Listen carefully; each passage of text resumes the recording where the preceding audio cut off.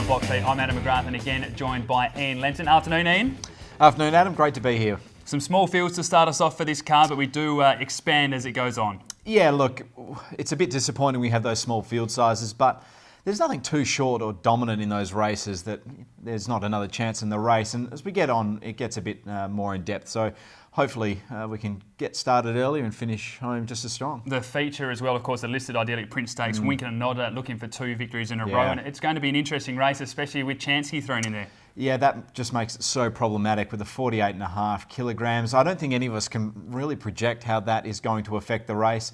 But it certainly makes it very interesting. We're not the only ones. I talked to the trainer yesterday. He's not sure either. So I think we're all just waiting to see how Chansky goes. Having a look at the conditions that we're going to be faced with, there is the Rowler at an inside position, possible thunderstorms as well with the track. We will say just check out Rawa for their information, also perthracing.com.au, because with the rain, we expected the track to be downgraded probably on Saturday as well. So just keep an eye out for all of that. Let's get into race number 1. And Ian, I'm really looking forward to the battle between a few horses here, especially Senso, London Line and Loopy's Ladies, just because we've seen them more in recent times. I think the winner will come from those 3. I think that's fairly obvious to state. But look, I've been really impressed by Senso, and London Line's last start performance is outstanding, and with the weight Loopy's Ladies really throws a spanner into the works here. Well, Senso was a very impressive victor first up, but then stepped out over the 1,400 metres, won that again with these. Let's take a look at the victory now. The Cubit and Cundy, then 2 lengths Celtic Wizard. Reverend John coming to the outside with his run by the 250.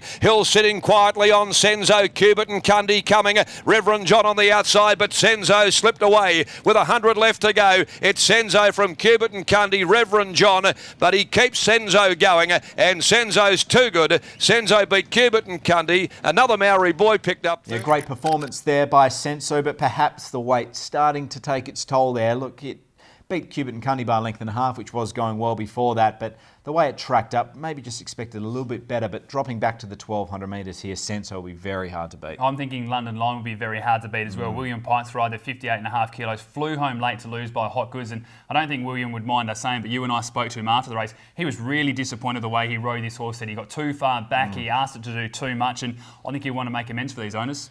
He's drawn barrier 2 in a field of 5. How far back is he really going to get in this race? London Line will be in striking distance, and I think the conditions will suit. I was a bit sceptical of Sporting Image coming from that race. Of course, won midweek, so based on that, London Line looks awfully hard to beat. Loopy's Ladies, it carries just the 51 kilos with Clint Johnson Porter, and that is going to be a huge advantage. The only question mark, she's still shown that she is very green. She does need to take a sit throughout the early stages, but again, with the speed that Senso should have in the race, she might be able to do that. Yeah, I think so. Look, it's drawn quite nicely here. Can probably take cover or sit outside the leader if it chooses to. But look, this weight is just such an advantage. 51 kilograms when the top 2 are at 59.5, 58.5. How much worse is Loopy Ladies than them? That's a very interesting point. Well, let's take a look at selections then for race number 1. I'm going to be tipping number 2, London Line. From number 1, Senso, number 5, Loopy's Lady, and number 3, All G. From number 2, London Line on top. From number 5, Loopy's Ladies. Number 1, Senso. And number 4, Kim Shanghai. Race number 2 at Belmont Park. It is Perth race number 4 for our Singapore viewers. It's over the 2,100 metres, and Ian, just the 5 horses going around here. And I wanted to tip all 5 of them. Look, they can all win, and unfortunately we can only do a top 4, so I can guarantee you the one that I leave out will probably win this race. It's that open. The tactics that Drive West used last start, they'll be using again here, and it ended up just being a sit and sprint race, which did suit it. It won with ease in the end by a half length. Let's take a look at that race now. Continues to run on around them, and followed further back by Battle Ace, and then to the outside Destroy. At the 300, Drive West, Black Umar, Mystic Prince trying to get up near the inside. Don't think there's enough room really for it, so Johnson Porter's got to come around heels. Drive West, it hit the lead with 100 left to go. Battle Ace is starting to get out of the ground, and now getting through is Mystic Prince, but got walked for a run, and Drive West was too good. Drive West beat the... Racing so well at the moment, Drive West, and that was another great performance. Look, Mystic Prince was probably a little bit unlucky behind, maybe very unlucky, but Drive West was super, holding its form and has great wet track form, so it's hard to see it going backwards. Steps up in weight there, but as do most of Black Uma, finished behind Drive West in that run too, but that was first up and a really good performance. That was outstanding to do that. Stuck on really quite nicely. Now, Lucy Warwick is riding it above Dubai Escapade, but I think that's more about taking the weight off Dubai Escapade with the claim of Jordan Turner. So, look, it's certainly in there as well, as is the 5 Vidello Blue, which will be on speed. Dubai Escapade loves the soft track and gets it again here.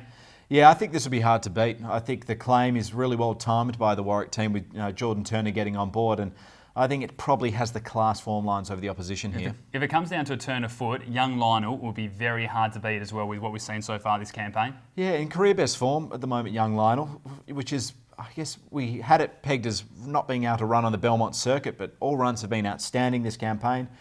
Look, I'd probably prefer it over lesser distance. I don't think that turn of foot is as effective over this range, but look, it's racing so well that I cannot knock it. Well, let's take a look at selections then. I'm going to be tipping number 1, Dubai Escapade, from number 4, Drive West, number 3, Young Lionel, and number 2, Black Uma. So number 5, Vidello Blue, the unlucky one out. It is the unlucky one out, only just. Number 1, Dubai Escapade on top for me from 3, Young Lionel, number 2, Black Uma, and number 5, Vidello Blue, Drive West, the unlucky one out. Race number 3 at Belmont. It is Australia. Race number 6 for our Singapore viewers over the 1,000 metres.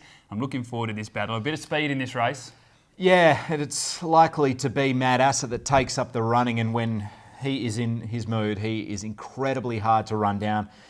9 starts now, 5 wins in 4 seconds. This horse is just impossible to run down, so it looks like the one to beat. One horse that is dropping 300 metres and showed a brilliant turn of foot last start was Zuccaros. Loves a soft track at 5 attempts for 3 victories and a second. Love the way it attacked the line late, as we said, dropping in distance here. But let's take a look at that victory last start. Saying still last, but Dana Blue turned into the home straight. Now to the outside comes Zuccaros. Zuccaros heading after Dana Blue at the 300 there, 2.5 in front. Cerise from further back is making ground, but Zuccaros boots well clear with 100 left to go. Zuccaros had left them standing. It led by 3, now 4 from Dana Blue. Cerise coming to the end of his run, but it's an easy win for Zuccaros. Zuccaros nearly 3.5 to 4. Yeah, Zuccaros is just thriving at the moment for Adam Durrant. Look, it was brought down to class to, I guess, yield those performances, but all credit to him. This horse is going super. The key is whether it can handle the drop back to 1,000 metres versus some very adept horses at this range. Well, Rebel King is one of those horses at this range. 9 attempts at the distance for 4 victories and 5 placings as well. Carries the 57.5, which is a little bit of a question mark. We know the horse can carry weight, but when it meets the others with that. And my question mark is maybe it's just coming to the end of a campaign. Look, there were signs of that last start, but perhaps it was because it broke through the barrier early and really took the edge off. So if you're willing to dismiss that, then Rebel King, well, it's a powerful animal on its day, so not one you can really take a set against ever. You've already mentioned Mad Asset, and we know the form line's there. What about Recode as well? It's a horse that can pop up. It gets a 6 kilo swing on Rebel King for when they met on the 6th of June as well, and it'll attack the line. Yeah, that's probably why I've put it in my top 4, I think, Recode. With that weight swing on Rebel King on its day, this horse is very good in a 6-horse field. Well, it's not going to be too far away, is it? So I think Recode maybe puts its hand up as a mad selection. Let's take a look at selections then. I'm going to be tipping number 3, Mad Asset, from number 1, Rebel King, number 4, Zuccaros, and number 2, Recode. Number 3, Mad Asset on top, almost willing to say it's a dead cert from number 1, Rebel King, number 5, Cuanzo, number 2, Recode. Race number 4 at Belmont Park. It is Australia. Race number 8 for our Singapore viewers over the 1,400 metres, the Amelia Park Handicap.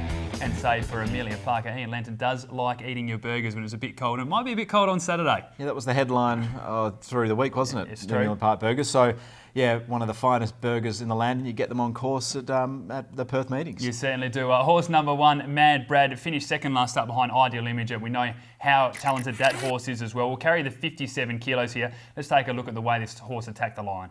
Moon Search out 4 wide, but has worked very hard. Cuanzo searching for the inside gap and looking for a run between horses. Mad Brad with My Sister Lil. She's picking them up, and so's Ideal Image further back. My Sister Lil reaches the lead. Here comes Ideal Image though, down past 100. Ideal Image levelled up to My Sister Lil. Hit the lead. Mad Brad gets into the clear, runs on, but too late again. Ideal Image. Mad Brad was so unlucky in that race. Was held up for a good portion. The way it finished off to only go down by a half length, I thought was a great effort. Has an outstanding record on the soft track. And I'm looking at a lot of these horses. Either I don't think they're up to the class or they're not in form. And Mad Brad, I just think this is an easy kill for Aaron Mitchell returning to WA. A horse that we know is up to this class is number 2, Right Honourable, and does enjoy a soft track as well. I've got a few concerns about the weight, but should get it pretty cruisy out in front. Yeah, it was competing against a high level of class last campaign, but that was, as you mentioned, carrying, I guess, less weight. So with a 58 here, that may take the edge off, especially conditions not really appearing to suit leaders. But this horse, when it gets into its rhythm on speed, is always hard to run down. There's some horses that you just enjoy more, especially when it's coming around to the wet season. I think this is the race for the Alleged to pop up at hopefully some nice odds. Look, I would agree if it was a more consecutive break between runs, but this is an absolute wet tracker, so that's a huge tick there. But the horse hasn't really performed outside of 14 days between each run, so I'm a little up and down with this gallop. You just watch it with the flickers coming down the outside. The ledge will be running on late. Let's have a look at the selections for race number 4. I'm going to be tipping number 1, Mad Brad, from number 5, The Alleged. Number 7, Grey Digger, be running on strongly, and number 4, Already Famous. Number 1, Mad Brad, like you on top, from number 8, World Trader, the 7, Grey Enigma, and number 2, Right Honourable.